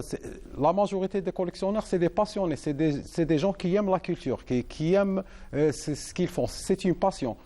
C'est un groupe de collectionneurs, un groupe soudé qui a fait presque toutes les wilayas algériennes et qui milite pour la préservation du patrimoine culturel algérien, qui aide à le vulgariser. Par exemple, moi, personnellement, j'ai découvert que le timbre, pendant l'époque coloniale, lorsque la puissance coloniale a essayé de nettoyer son image, de promouvoir l'Algérienne comme une Algérie française, le timbre a joué son rôle pour dire que l'Algérie, c'est pas la France. Effectivement, l'Algérie, c'est l'Algérie. C'est une occasion, puisque nous célébrons l'année de la 60e anniversaire de l'indépendance, oui. C'était une occasion de voir le côté patriotique du timbre, parce que le timbre, il met en valeur les personnalités algériennes, le patrimoine culturel je me rappelle, j'étais jeune, donc certainement vous aussi, vous avez vécu ça. Même maintenant, je pense, je ne sais plus qu'est-ce qui se passe dans les écoles. Donc, on nous ramenait des timbres qu'on achetait et c'était une joie de découvrir ce qu'il y avait dans le timbre. C'était bien. Dans cette première édition, les timbres ont été distribués gratuitement aux enfants pour leur permettre d'avoir les premiers pas dans ce domaine. Il n'y avait pas que les timbres, les cartes postales. Justement, alors je suis en train de feuilleter. Alors ce que nous a ramené Saïd Ouret, vous êtes antiquaire, mais vous êtes un multi-collectionneur. Vous n'êtes pas uniquement philatélique, vous n'êtes pas uniquement aussi collectionneur de cartes postales, pas uniquement de monnaie, mais vous vous intéressez à tout le passé de la collection. Oui. Exactement. Est-ce que vous pouvez nous... Par exemple, la cartophilie, il y a 2 albums. Qui concerne les cartes postales d'Oran. Donc, il y a 2 albums, voilà. C'est presque 200 cartes postales. J'en ai d'autres, plein. Comme on connaît la carte postale, c'est une image qui représente la ville ou des places de la ville, des rues, des marchés, des gens. Alors, je suis tombée habits. sur la mosquée du Pacha. Alors, je ne sais pas si... Voilà. Donc, on va essayer de prendre cette image. Voilà. Voilà, sur la mosquée du Pacha. Et comme on connaît que la carte postale qui a voyagé, effectivement. Donc c'est une image à l'étranger, c'est une image de cette ville qui est Oran, plus le timbre et plus la lettre. Donc c'est tout un... Ah, la lettre aussi. Ah ben oui. Oui, bien sûr, il y a la lettre et le timbre et la carte postale. Ah. Oui, bien sûr. Vous sûr. faites aussi la collection des lettres? Oui, par exemple ça. Oui.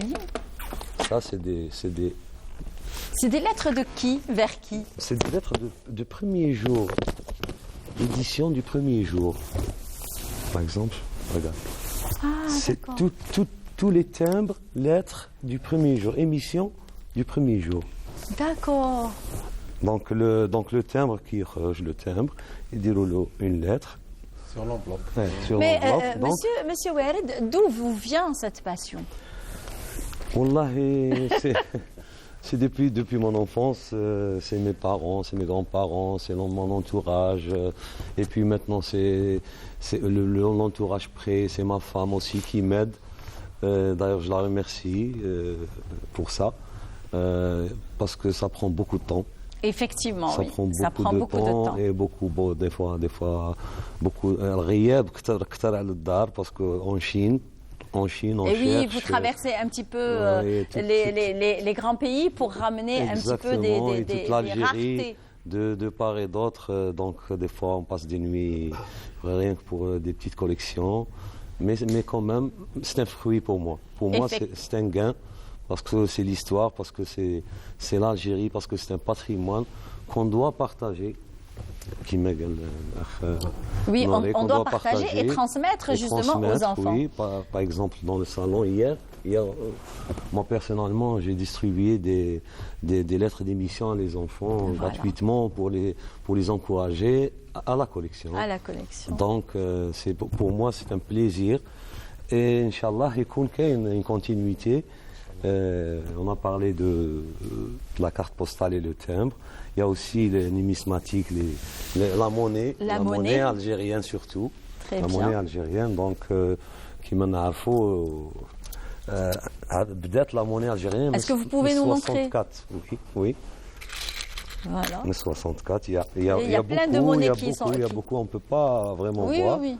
كاين 4 دورو اللي معروفه 4 دورو كاين دورو كاين دورو هوالا فوالا كاين دورو هوالا وكاين 2 دورو d'ailleurs avec lequel à l'époque ils achetaient beaucoup de choses avec دورو كاين 10 دورو كاين l'époque coloniale aussi avant l'année 64 avant l'indépendance donc c'est toute une histoire il faut des 2, 3, 4 jours pour vraiment expliquer tout ça. Il y a aussi la photo. La photo, exactement. Mais de toutes les façons, on va vous inviter dans d'autres occasions pour, à chaque fois, vous allez nous ramener quand même une collection afin de bien la débattre et bien la voir, justement, et bien la découvrir. Colonial aussi. Pour la photo, c'est juste je commence à m'intéresser à la photo ancienne. Par exemple, les photos anciennes, les jeux Hagda, en verre, c'est des pellicules, Hadou. Ah d'accord. C'est des clichés. C'est des clichés. Alors, la technique pour les développer, on photo. Et ça date depuis 1920. 1920. C'est un siècle. Donc, يكون هكذا. من بعد on met un fond blanc. Ah d'accord. من بعد نقوهم ونديرهم deux couleurs en noir et blanc. من بعد نخرجوهم en noir et blanc. Et ben voilà. Et on découvre en couleur. Et on découvre la photo qui date depuis 1920. Exactement. Donc, très bien. Merci. Et là, on va vers l'annonce du salon Elogia, d'ailleurs, et Home Design Algérie. Donc, c'est la 9e édition. Oui. Le bébé commence à grandir. Hein? Déjà. Déjà. Alors, est-ce que vous pouvez nous en parler et nous faire un petit topo sur l'organisation du salon? Oui, en fait, voilà. Donc, c'est... L'idée est née d'ailleurs de tisser un trait d'union entre les promoteurs algériens et les designers et fournisseurs de mobilier design. Donc c'est une édition qui rassemble pratiquement les opérateurs économiques dans différents secteurs et c'est pratiquement le poumon de l'Algérie pour renaître après une absence pendant la Covid-19 qui a pratiquement creusé un creux entre les opérateurs économiques et le consommateur final. Donc il s'avère être pratiquement le poumon et le baromètre pratiquement de l'immobilier illogien. Donc ça permet aux clients de se rapprocher aux promoteurs et de connaître pratiquement les tarifs, différents projets et les nouveautés, les nouvelles techniques, notamment dans la matière de maisons intelligentes. Et voilà, donc on a essayé de rassembler tout ce beau monde pour le 23, Inch'Allah, novembre. Donc rendez-vous pris. Rendez-vous pris. Le 23 novembre. Et ça va durer combien de jours? 5 jours. 5 jours, voilà. Du 23 au 27 novembre. Au 27 novembre, c'est au centre des conventions d'Oran d'ailleurs. Voilà, au centre des conventions d'Oran, Ahmed Ben Ahmed, justement. Alors il y aura combien de participations? Juste une dernière question. Une centaine à peu près de participants. Très bien. Voilà. Donc, on ira découvrir un petit peu tout ce qui est nouveau, tout ce qui est high-tech, tout ce qui est traditionnel, donc selon nos goûts. Eh bien, merci beaucoup, messieurs. Ce fut un plaisir et un moment justement d'histoire qui est... Ah, un dernier mot, monsieur Oui, il y aura aussi le Salon national de la calligraphie et des arts islamiques au Musée national Ahmed Zabana du 18 novembre au 18 décembre, Inch'Allah. Vous êtes, tout le monde est invité. Donc c'est un mois, du 18 novembre du 18 au 18. Oui. Très bien. Donc heureusement que vous nous avez quand même donné cette information en exclusivité sur Bonjour d'Algérie. Merci beaucoup. Merci à la direction de la culture représentée par monsieur Nouri Mkhissi. Merci Saïd Oueled. C'est un plaisir et certainement on va redécouvrir d'autres collections que vous détenez chez vous. D'ailleurs, vous êtes antiquaire de passion. Merci beaucoup, monsieur. Donc, c'est un plaisir. Et bien certainement, on va vous retrouver la semaine prochaine ainsi que d'autres exposants qui vont venir ici même pour nous montrer un petit peu ce qui se passe dans le design et dans ce qui va se passer justement dans tout. L'immobilier, voilà, j'y arrive. Voilà. Eh bien, sans plus tarder, eh bien, on va y aller vers le festival de la gourmandise. Et on se retrouve juste après ce sujet signé Fatima Mirar. Le Festival international de dégustation revient pour sa 10e édition avec une grande participation des chefs cuisiniers et des spécialistes des plats traditionnels et la viennoiserie. Au grand bonheur des visiteurs de cette manifestation culinaire et qui se sont délectés des saveurs des plats et gâteaux proposés. شعار طبخ الأجداد من خيرات البلاد. الحين تكون الطبعة العاشرة إن شاء الله أيام 10 11 و12 نوفمبر. دول مشاركة كاين تركيا، الجزائر، تونس، سوريا ولبنان. إن شاء الله هذا المهرجان الهدف منه هو إظهار الموروث الثقافي المادي ولا مادي. أحببت جدا أجواء هذا المهرجان وخاصة جدية الطلاب وحبهم للطبخ. رانا في المهرجان الدولي للتذوق الطبعة العاشرة بمشاركة عدة دول عربية وثاني دولة الجزائر. عندنا مشاركين كثار من الولايات الجزائر، والهدف من هذا المهرجان تذوق إبراز الموروث الأكل التقليدي الجزائري، حيث أن الأكل الجزائري صنف عدة مراتب: طاجين الزيتون، الشخشوخة، المقروط اللوز. نحاولوا هذو المهرجانات يكونوا سفراء للمطبخ الجزائري وننشروا ثقافة المطبخ الجزائري. كما كاع المهرجانات اللي فوتناهم الحمد لله الامور راهي ماشيه مليحه، لي كونديدا راهم حاكمين رواحهم والامور راهي تمشي على خير. Une édition marquée par le plus haut nombre de participants qui se sont régalés en dégustant les succulents plats de la gastronomie algérienne. نساهموا في كما نقولوا تطوير والعرض المنتوج تاعنا الجزائري لبعض الدول منها العربيه ولما لا الاوروبيه. هذه بعض الأعمال التوعي منها تقليدية. شاركت أنا بالكحك الوهراني. والمشاركه هذه بيان سور تساعدنا حنايا كحرفيات، تساعدنا في خدمتنا ثانيك.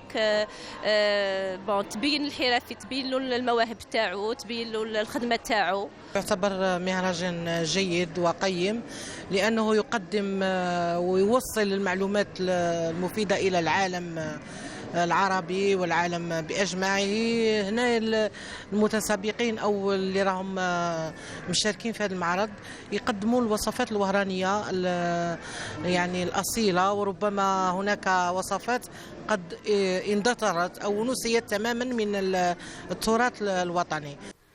Considéré comme un important moteur de valorisation de la culture locale, ce festival est une aubaine pour promouvoir le patrimoine culinaire de l'Algérie. Et bien voilà, nous avons fait un petit tour lors de cette édition du Festival international de la gourmandise, justement. Et bien pour en parler, nous avons avec nous la lauréate de ce festival, c'est Madame Nedjoua Demerji. Alors, elle a participé au concours du Festival de la gourmandise et elle a pu décrocher la médaille d'or et la première place. Marhaba bik maana. Ça va? Ça va, pas trop stressé, non? Non, شوية il te magnifique. Juste, je rigole. J'aime bien plaisanter de bon matin. Vous n'êtes pas seul puisque vous êtes accompagné de Monsieur Fouzi Baïch. Alors lui, il est chef. C'est un chef, mais aussi organisateur du Festival de la gourmandise. Bonjour. Bonjour, je vous remercie par votre invitation. Et vous nous avez ramené toute une tenue de chef, hein, elle dit chef Tabassa. Oui. Voilà. Donc vous n'êtes pas seul, vous êtes avec la cuisine turque représentée par Monsieur Sonar Kentalo qui représente la Turquie. Merci d'avoir accepté notre invitation. Merci. Très bien. Alors, nous allons parler un petit peu du festival. Est-ce que vous allez nous faire un petit topo, juste parce que la majorité, on l'a vu sur le sujet. Très bien. Eh ben, le festival s'est déroulé du 10 au 12 novembre au centre commercial Sidi Yahya. Il y avait des formations, on a fait des formations avec des grands chefs et je profite de l'occasion pour saluer les chefs qui étaient avec nous, un par un. Chef Mohamed Souleyman de l'Égypte. On avait Ali Abounar de la Syrie. On avait, je ne cite pas tous les noms, mais oui, je profite de l'occasion. Et il y avait des formations dans tout ce qui est art culinaire algérien et mondial. Il y avait le concours du meilleur chef. Et il y avait des démonstrations avec le public qui a vraiment bien apprécié, adhéré et apprécié tout ce qu'on a fait dans ce festival. Et surtout, c'était un moment de découverte du public, d'autres cuisines qu'on ne connaît pas, d'autres saveurs aussi. Alors, je m'adresse à vous, Nedjoua. Alors, vous êtes lauréate, vous avez pu décrocher le premier prix. Alors, est-ce que vous pouvez nous parler de ce que vous avez préparé pour avoir cette belle médaille? نقول لكم صباح الخير، نشكركم على هذه الزيارة الانفيتاسيون. مرحبا بك. الله يسلمك. كانت المشاركة تاعي الأولى في المهرجان الدولي للطبعة العاشرة. دخلت مع المنافسين، كانت منافسة شوية قوية، مي الحمد لله كانت عندي إرادة. دخلت بدي بلا ألجيريان تقليدية، أطباق تقليدية، ودخلت في العصرية. Très bien. Oui, le plat اللي جاب لك le premier prix. السفة المدفونة. هذا le plat اللي جبته لكم اليوم. J'espère qu'on va mettre justement l'accent sur. Oui. Elle est très bien décorée. On dirait que c'est c'est de l'art. D'ailleurs, oui. Voilà, c'est artistique. C'est dommage qu'on ne peut pas la prendre du dessus. C'est dommage. Bon, Malish. Après, on verra comment on va faire. D'ailleurs, je vois même la bastela qui est là. Oui. La bastela oranaise, Terna Al-Gharb. Donc, qu'est-ce que vous avez mis à l'intérieur? Des oignons, poulet, des amandes, cannelle, شويه تاع دونك احنا دايوغ الضيف العزيز اللي يجي عندنا نديروا له البسطيله سي فغي فوالا كي نبغوا نكبروا بالواحد نديروها له اكزاكتومون تري بيان الوغ اي لي غاتو صح كاين غاتو سنيكرز شوكولا غاتو ديليس نوات كوكو فيه لا فرص تاع نوات كوكو نوات كوكو بقلاوه تاعنا تقليديه aux amandes وي جوزولوز oui. Ben voilà, très bien. Alors, et je vois justement un gâteau qui est très... هذاك un gâteau moderne, sans cuisson, très khona. D'accord, Adine, il n'y a aucun problème. Alors, la régie me demande de montrer voilà, c'est de l'art, hein, d'ailleurs. Maintenant, la cuisine, tout ce qui est art culinaire. Maintenant, d'ailleurs, c'est pour ça qu'on dit l'art culinaire. Bien sûr. Donc, et bien sûr, on n'oublie pas justement le chef qui nous vient de la Turquie, Sonar Kentalo. Alors, lui, il a participé avec avec quel mets? Il était membre des jurys du Festival international de la gourmandise. C'est dommage, il ne parle pas. Oui, il parle. Il comprend. Oui, il comprend, vous pouvez. Très bien, très bien. Traduire. D'accord. Alors, la cuisine turque, alors quelle est sa place en Algérie? D'ailleurs, elle a pris beaucoup de place. Hein. Selamun aleyküm. Ben Şef Soner Çantalı. Gastronomi üzerine çalışıyoruz. Festivalimiz güzel geçti. 3 gün boyunca sürdü. 14 yarışmacımız vardı. Hepsi birbirinden güzel yemekler sunum yaptılar. Cezayir yemekleri. Cezayir yemeklerini yaptılar. Bizler de bir Türk şef olarak bunları değerlendirdik ve birinciyi seçmek için 3 gün boyunca elimizden gelen gayreti gösterdik. Hepsi güzel güzel. Ben tabii bir Türk şef olarak hem gastronomiyi hem de yemek kültürünü beğeniyorum. Cezayir yemeklerini beğeniyorum, araştırıyorum ve Fuzi kardeşimizle beraber bu yarışmada güzel şeyler elde ediyoruz. Teşekkür ederim. Merci. D'accord. Alors, qu'est-ce qu'il nous a dit là? Je vais essayer. Je sais qu'il a parlé un petit peu de tout ce qui est. Voilà. Il a parlé le festival international qu'il est vraiment كان سعيد جدا أنه كان معنا. il dit que ما كانش اختلاف بين الحضارتين التركية والجزائرية. Il y a beaucoup de similitudes d'ailleurs. Voilà, c'est vraiment c'est tout près. كل شيء بيناتنا يجمعنا وهو حتى les plats اللي ذاقهم في المهرجان يقول بلي نفس عندنا بريسك لو ميم بالي مع لي تورك ولي الجيريان ويشكر على هذه الاستضافه. اشكركم على الاستضافه ويتمنى النجاح للجزائر عامه والفيستيفال international de la gourmandise. Eh bien, longue vie au Festival international de la gourmandise. Donc, on lui donne rendez-vous l'année prochaine, peut-être pour une 11e édition. Donc, bonne préparation surtout, parce qu'il vous faut beaucoup de préparation. Merci d'avoir accepté notre invitation. Merci, Najwa, et félicitations de ce que vous avez fait et de ce que vous nous avez ramené surtout. Alors ça, c'est typiquement oranais. سمحيلي هذه تاع وهران البسطيله وهرانيه السفه وهرانيه. Alors les gâteaux c'est algérien et c'est une de l'école artisan boulanger. C'est très bien. Alors maintenant on va apprécier une très belle chanson, une nouvelle chanson de Cheb Miloud qui est là, qu'on va retrouver dans un petit moment. Alors le nouveau clip Dirtha Bidia Cheb Miloud, chanson interprétée par une très belle voix oranaise. Cheb Miloud qui est là, qui vient de Marseille. À chaque fois, il vient nous rendre visite, les mains bien remplies. Bonjour. Bonjour Iman. Ça va? C'est un plaisir d'être là avec vous. Ah ben c'est un plaisir aussi. Hein, Ce qui est avec toi, il faut se lever tôt pour repartir tôt. Pour passer tôt. Voilà, pour passer tôt et bah pour oui, au bonjour d'Algérie, on se lève tôt. Bonjour à tous qui nous regardent. L'avenir appartient à celui qui se lève tôt. Ce que je disais, ouais. Et finalement, c'est vrai. Très bien. Alors, nous sommes avec un artiste, et pas des moindres. Alors, on va dire, c'est un rappel de chacun de vous. D'ailleurs, chaque note de musique, c'est un rappel de, on va dire, de la personnalité de cet artiste qui, dans un petit moment, on va le découvrir ensemble. Et bien sûr, le style musical qui assimile musique moderne, harmonie occidentale et mélodie maghrébine. Alors, le conservatoire n'est pas une découverte pour lui. Il a fait du conservatoire.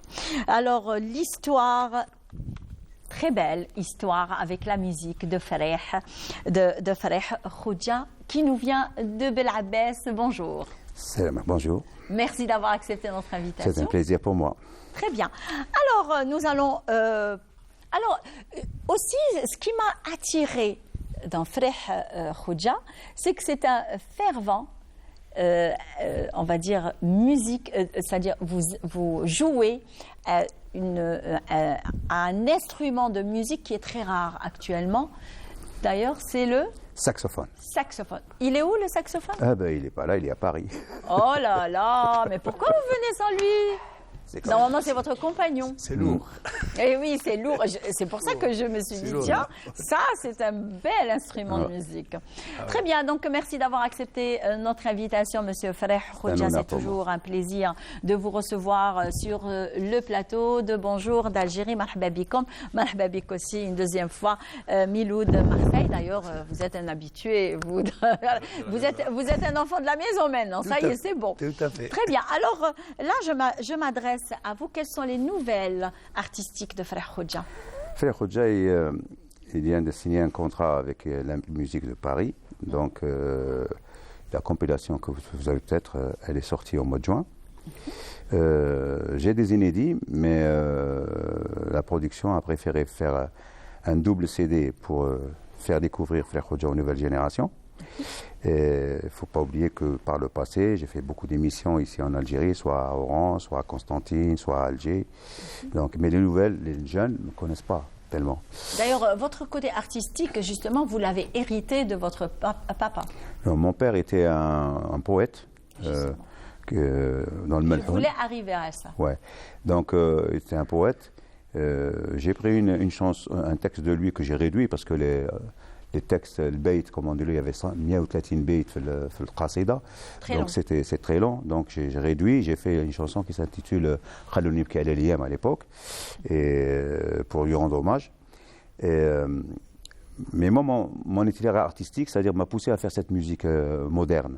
D'ailleurs, quand on parle de votre itinéraire artistique, là, vous me tendez une très belle perche, parce que je sais, d'après ce que je sais de vous, d'ailleurs, vous avez fait pratiquement beaucoup de tournées. Alors, vous avez fait en Europe, vous avez fait la Tunisie.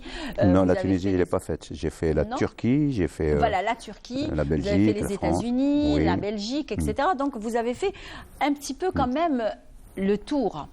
Mais jamais en Algérie. Pourquoi? Si, j'ai chanté en Algérie à la Coupole d'Alger, en 87. Donc invité par le comité de ville d'Alger. Oui. Donc, mais j'ai fait que la coupole. J'aurais bien aimé faire à Oran, ou ma ville natale, Bel Abbès, mais bon, j'ai pas eu de proposition dans ce sens. Eh bien, on verra bien. Peut-être qu'ils sont en train de nous regarder et certainement vous allez être, pourquoi pas, programmés dans des, on va dire, dans des festivals, dans des occasions culturelles qui se programment actuellement, que ce soit à Oran, Bel Abbès, Mostaganem. Moi, je parle de l'Ouest beaucoup plus. Oui, il y a une petite exigence de ma part, c'est le côté technique. Ah, d'accord. Ouais, donc il faut qu'il y ait une sonorisation adéquate. Le nombre de musiciens qui m'accompagnent, parce que tous mes musiciens sont des musiciens lecteurs de musique, ça veut dire que je ne travaille pas à l'oreille, mais je travaille avec des partitions. Donc tous mes musiciens sont européens, hormis le percussionniste qui lui n'aurait pas besoin, donc c'est un Algérien. Donc il y a ce côté-là, une exigence où je dois, soit on prend en charge mes artistes qui m'accompagnent, soit on me propose des artistes qui lisent la musique et que, bon, aucun problème. Très bien. Je reviens vers vous, Miloud de Marseille, d'ailleurs, à chaque fois. D'ailleurs, on vous suit de très près. Hein. À chaque fois, quand il y a une nouveauté, c'est le Bonjour d'Algérie qui en hérite. Et je viens jamais les mains vides. Hein. Exactement. Donc, plein de cadeaux à chaque fois que je viens avec du bagage. Donc, exactement. Là, je suis là pour promouvoir le single. On va dire, j'ai 2 titres. On ne parle plus d'albums, c'est fini les albums. Maintenant, 14, 15 titres. Non, c'est fini tout ça. Ça, c'est avant. Maintenant, moi, j'ai plus le temps de faire ça comme avant. Là, je fais un album. Qu'un album, un titre ou 2 titres par 2 ans, 3 ans. Donc je travaille, je revois ce que j'ai fait. Mais c'est fini avant un album par an ou tout ça. C'est un album tous les combien d'années? Non, maintenant je fais un single par 2 ans. D'accord. D'ailleurs, on a vu un clip qui est très joli, une très belle chanson. Ça, c'est à Monaco que j'ai fait. Une très belle chanson intitulée Dirtha Bidia. Dirtha Biedik. Dirtha Biedik ou جيت للبون. Je ne suis pas le seul. D'ailleurs, Dirtha Biedik الصباح نتمرقد نوتيني بكري.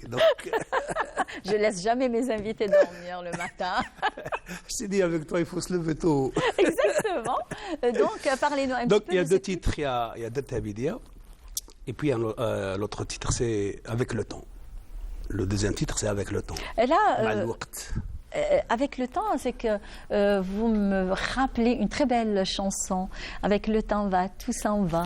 Inspiré de cette chanson, bravo. Ben voilà. C'est Iman. J'ai bien trouvé. On fait toujours quelque chose à partir de quelque chose. De quelque chose, effectivement. C'est le khaliq ou le badi' ou Allah. Le reste, je suis auteur, compositeur, interprète. Donc je compose mes chansons. Mais on fait toujours quelque chose à partir de quelque chose. Mais vous n'avez jamais changé de style, par contre. Vous êtes resté fidèle au rail. Fidèle. Je reste à l'ancienne, on va dire. À notre rail. Oui, c'est on va dire. Le rail, d'ailleurs, qui a... d'ailleurs, Belabbès est très connu pour cette chanson, pour ce style musical. Il y a des artistes pour ça, comme Raina Rai, etc. Effectivement. Donc, continuez. Donc, j'ai 2 titres. Deux titres, ils sont déjà sortis, ça y est? Oui, ça y est, c'est déjà sorti. Quand est-ce qu'ils sont sortis? Il y en a eu qui étaient hier. Ça a été fini hier, le clip. On ne l'a pas encore. Hein? Je vais vous l'envoyer. Ah bah très bien. C'est un clip? C'est un clip, oui. Ah, très bien. Ouais, déjà, ils ont envoyé le teaser. Ça voulait partir, je ne peux pas te retenir, tu as fait ton choix. Après, je chante en arabe, une partie en arabe. Il ne faut pas essayer un petit peu de retenir la personne qu'on aime, non? Elle a fait son choix, ça ira. Ah non, quelqu'un qui fait son choix, bon débarras, on va dire. Oh là là, quand même, on n'en est pas là. Non, c'est une façon de dire. Oui. On ne peut pas obliger les gens. On ne peut pas obliger les gens à rester avec nous. À rester. En fait, c'est une chanson. Hein. C'est vrai que je chantais du vécu, mais voilà, je m'inspire des histoires, des potes à moi, et puis ça m'aide à écrire, à composer mes chansons. Donc, en plus, j'ai écouté la chanson Avec le temps, va tout s'en va. Avec le temps va, tout s'en va. Bon, je n'ai pas une très belle chanson. نقول مع الوقت نسيت حكايتك مع الوقت. Léo Ferré. مع الوقت نسيت حبك مع الوقت نسيت عذابك كل شيء راح وكل شيء تنسى. Donc tout est fini, on va dire. Très bien, donc ça c'est Frère Khoja. D'ailleurs, on revient vers cet artiste qui nous vient. Alors les deux, d'ailleurs, vous êtes installés à l'étranger. D'ailleurs, mais vous êtes restés toujours... Voilà la une, voilà. C'est avec Walid. Voilà, c'est Frère Khoja. Alors, quels sont vos projets, juste Moi, mon projet, c'est donc, j'ai des propositions de spectacles à Paris, donc on va commencer par ça. Donc, dès mon retour, on va essayer d'évoluer avec ma maison de disques. Revenez avec chez nous si je suis invité, moi, ce qu'il faut, l'artiste, il va se produire là où on l'appelle. Tout à fait. Très bien. Donc on arrive à la fin de notre direct. Bien, on se quitte avec le clip de Monsieur Frère Khoja. C'est un plaisir, c'est un plaisir aussi Miloud, d'avoir pensé à nous et de nous avoir accompagnés en cette matinée et nous ramener 2 singles qui sont très beaux d'ailleurs et qu'on découvrira d'ailleurs dans J'espère qu'on aura l'occasion et le Bonjour temps d'Algérie beaucoup plus de temps, le nouveau clip que vous avez fini hier. Merci Monsieur Frère Khoja, c'est un plaisir de vous recevoir sur ce même plateau. Et bien, à votre retour, marhaba bik. Inch'Allah, merci. Très bien. On finit notre direct avec une très belle interprétation de Frère Khoja. Et par la même occasion, la famille Khomri et Khadra souhaite un heureux anniversaire à la petite princesse, qui a 4 ans. Alors, amour de ses parents, longue vie heureuse.